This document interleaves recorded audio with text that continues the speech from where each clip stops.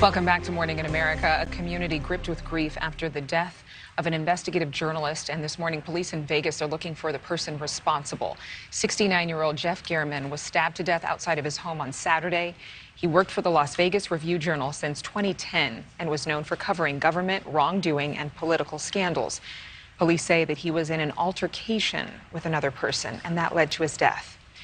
Meantime, police say this is the person suspected of committing that crime. Investigators still trying to learn who it is. They have a big hat on and that gold or orange-colored construction-type shirt, looking like a disguise. Arthur Kane, an investigative reporter for the Las Vegas Review-Journal, live with us this morning. Thank you for being with us during this very difficult time. I know that Jeff was a colleague, obviously, of yours. And how is the team doing right now? We're of course shocked and wondering what happened with him, because it is completely out of the blue. But we're holding together okay. What will you remember most about him, or what will he be remembered the most for?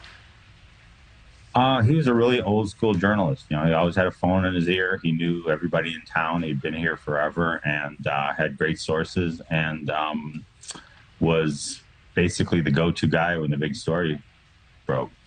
Is it believed that his recent work, that a story that he might have been actually on, working, is it something that somebody might have felt threatened by, or someone that he maybe interviewed who is behind this?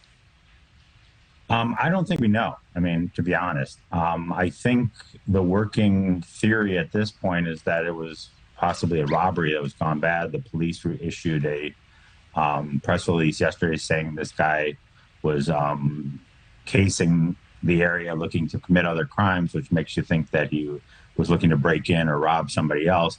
But I don't really think any of us know for sure yet. That's what I think is probably the most disturbing part of this so far, is that we need to find out who this guy is and what he's involved in. Well, you're an investigative reporter. I know that it's often your gut instincts that gives you the best sense and perspective. When you saw those pictures of who could possibly be the suspect, what were your first thoughts?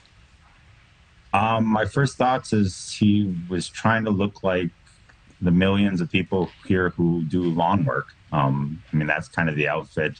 If you are wearing that, you probably won't be noticed very much, because there's just so many people who dress like that in the heat to try to do people's lawns.